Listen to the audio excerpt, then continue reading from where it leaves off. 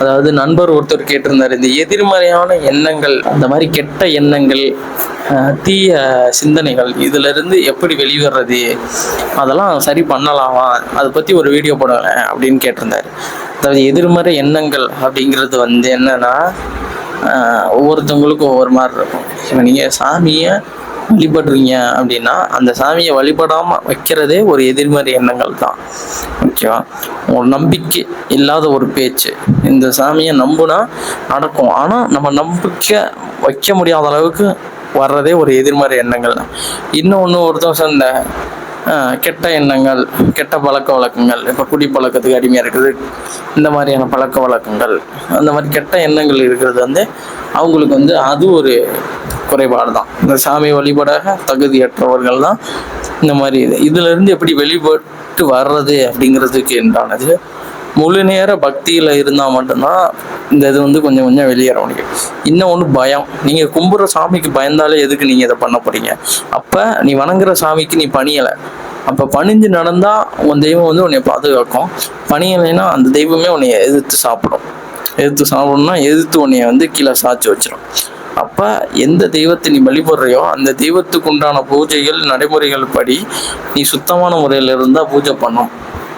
நீங்கள் பூஜை பண்ணிட்டு தப்பாக நடந்தீங்கன்னா, தப்பாக பார்த்தீங்கன்னா அது உங்களுக்கு தான் அழிவு. ஏன்னா தன்னை வணங்குற ஒரு பக்தன் தனக்கு தகுதியுள்ளவனா இருக்கணும் அப்படிங்கிறது தான் அந்த தெய்வங்கள் பார்க்கும். அதை தகுதியை அற்றவனா நீங்கள் மாற்றுறது வந்து உங்களுக்கு தான் அந்த அழிவு.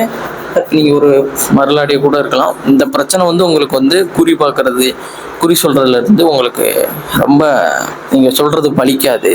அப்புறம் வந்து ஒருத்தவங்களை பார்த்தோன்னே எப்பவுமே குறி சொல்லியிருப்பீங்க, அது வந்து உங்களுக்கு சொல்ல முடியாது, வாய்க்கட்டு போட்டுரும், சாமியும் உங்களுக்கு உடம்புக்குள்ளே இறங்கினாலும் நீங்கள் சொல்கிறது பலிக்காது. பழிச்சாலுமே அதில் ஏதாவது பிரச்சனை வரும். அந்த நீங்கள் குறி சொல்ல உங்களுக்கு அந்த பிரச்சனை வந்துக்கிட்டே இருக்கும்.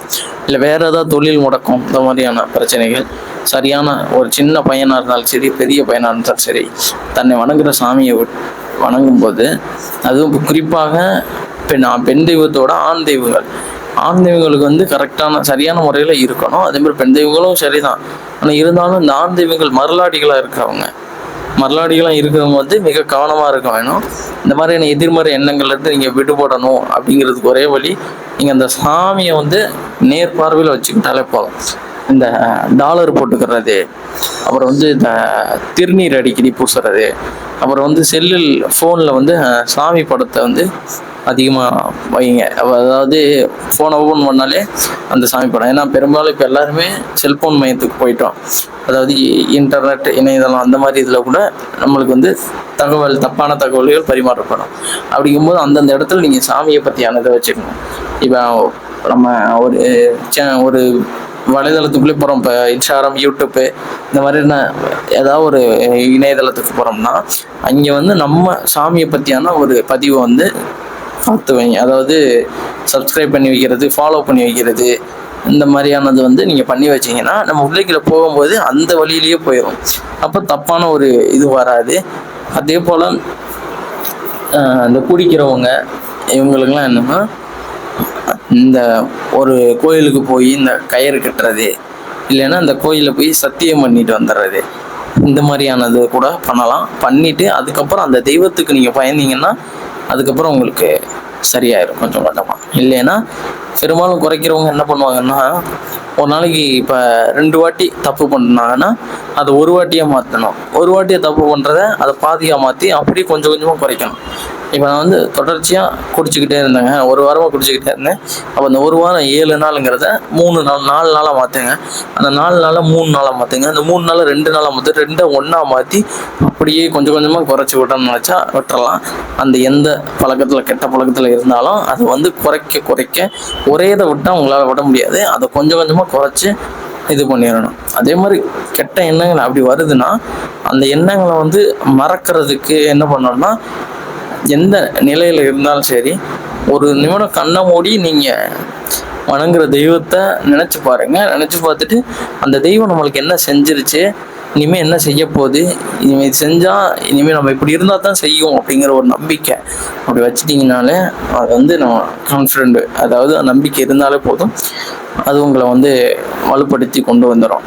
எல்லாரும் பெரும்பாலும் இது ஒன்றுக்கு தான் நம்ம வந்து சாமிகிட்ட திட்டு வாங்குறது. அதாவது அவருக்கு பயந்து வாழ்றதே இது ஒன்று தான். நம்ம இந்த கெட்ட எண்ணங்கள், கெட்ட பழக்க வழக்கங்கள்லாம் நம்மளை வந்து மாற்றிக்கிட்டே கொண்டு வந்துடும். அது மாதிரி தப்பான கனவுகள் வர்றது, இந்த மாதிரியான காரணமும் அதுக்காண்டி தான். அதாவது நீங்கள் வந்து அந்த சாமியை விட்டு விலக போகிறீங்க அப்படிங்கிறதுக்கு உண்டான அறிகுறி தான் இது. அப்போது இந்த டைமில் இந்த மாதிரிலாம் வருதுன்னா அந்த டைம் தான் நீங்கள் சாமி அதிகமாக பார்க்கணும், கும்பிடணும். அப்போ தான் அந்த சாமி உங்களோட கூட வரும். இது பெரிய ஒரு உண்மை.